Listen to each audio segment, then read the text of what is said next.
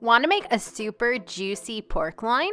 It's one of the best sous vide recipes for a crowd because this 4 or 5 pound sous vide pork loin is cast iron finished in the broiler. So you could make it ahead of time. It only takes 2.5 hours from start to finish in the sous vide bath, and then you just sear it or you pop it in the broiler, or maybe you even grill the sous vide pork loin. So I'm going to take you in the kitchen and I'm going to show you all of my tips for adding the most flavor to sous vide pork, and I'm going to also share my favorite time and temperature so you can absolutely nail this recipe. There are 2 components that add on a lot of the flavor. The first is a dry rub. It's just a few ingredients, and the second is this delicious honey mustard sauce. It's kind of like a glaze at the end. It really brings so much flavor to this dish. So join me, Jenna, as I bring you in the kitchen and share with you this recipe from Sip Bite Go. This recipe is a preview from my sous vide cookbook. It's called the Home Chef Sous Vide Cookbook, and there's an entire chapter on how to sous vide pork. I have everything from pulled pork to pork carnitas to pork chops, pork loin, pork tenderloin. So you can find this recipe in the book along with some of my favorites for steak, beef, chicken, and eggs. So we're going to start here with making the dry seasoning, the dry rub for sous vide pork loin. So there are just a few ingredients that go in for the mix here. So what you do is in a small bowl, mix together brown sugar, garlic, smoked salt, and pepper. I love to use smoked salt for my sous vide cooks. It just adds a ton of flavor. Then you want to season the pork loin with the dry rub mixture by rubbing it in the pork, or you could actually do what I did here because I was short on time and I just stuck the 4 or 5 pound pork loin for sous vide right into the vacuum seal bag, but you could use Ziploc bag as well if you have one large enough. And then I just put the seasoning on top and kind of rubbed it in. And using the minced garlic really helps it stick to the pork loin. So here you see there's no problem with this. There's not liquid in the bag or anything that might be difficult to make it together. And then you just add sprigs of rosemary on top of the pork, and then it is ready to vacuum seal or seal the bag. And then it is time to head off to the sous vide machine, and you want to preheat the sous vide machine to 137 degrees, and then this is going to cook for 2.5 hours. So again, the cook time for sous vide pork loin is 2.5 hours if you're cooking it from fresh like this.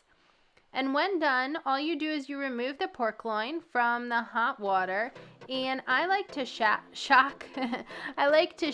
the bag in an ice bath for about 2, 3, 4, 5, I don't know, sometimes 10 minutes.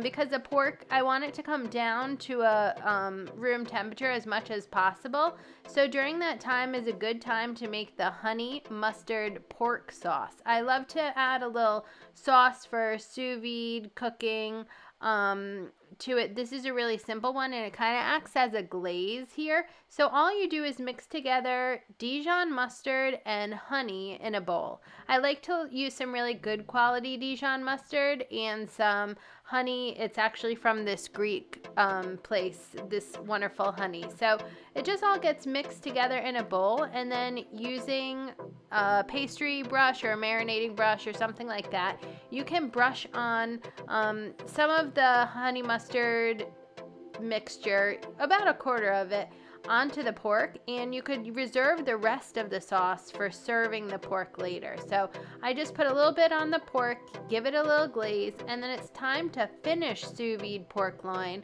by adding it to the broiler. So what I did here is the broiler, but you could actually use a different method to finish sous vide pork loin. You could barbecue it, which would taste delicious with that honey mustard. You could sear it in a cast iron skillet on the stove. Just be careful not to leave it in there too long because it'll burn off the honey.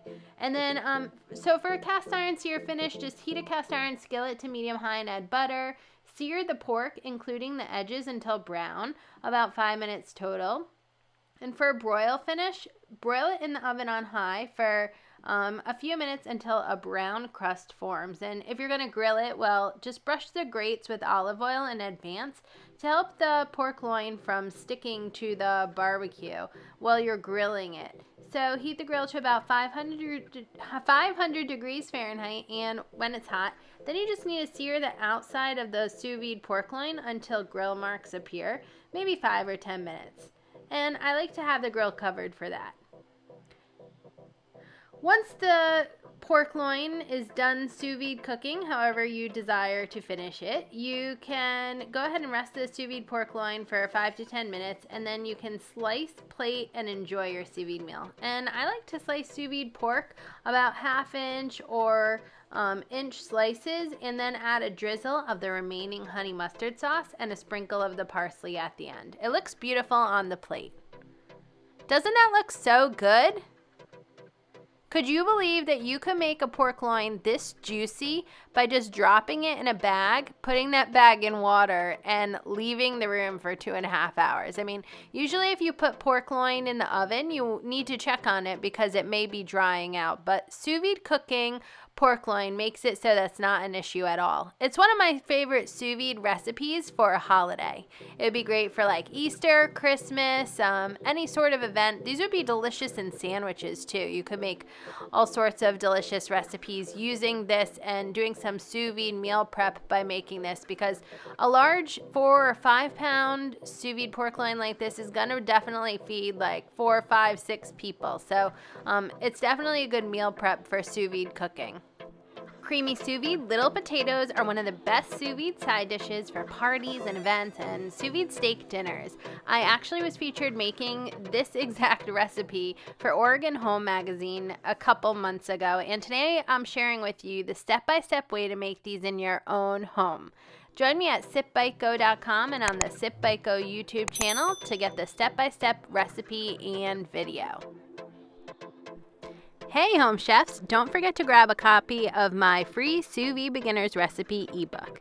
If you think sous vide steak is delicious, wait till you try sous vide lobster, wings, corn, and more. It's like a mini preview of my popular print book, The Home Chef Sous Vide Cookbook, which is available on Amazon and has over 100 sous vide cooking recipes. I can't wait for you to check out some of my favorite dishes in this book. To get your free copy, go to freesousvidebook.com. Again, that's freesousvidebook.com.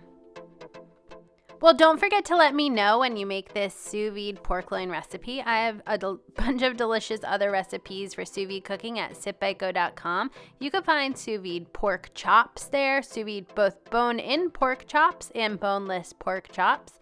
I also have a really delicious sous vide pulled pork recipe. That one cooks for an entire day. And then I also have some ribs and some other tasty things like sides that you could make: sous vide beets, sous vide potatoes, sous vide asparagus. There's so many options. So I hope that you're inspired to try this. And until next time, I hope you have a wonderful and delicious day. Cheers!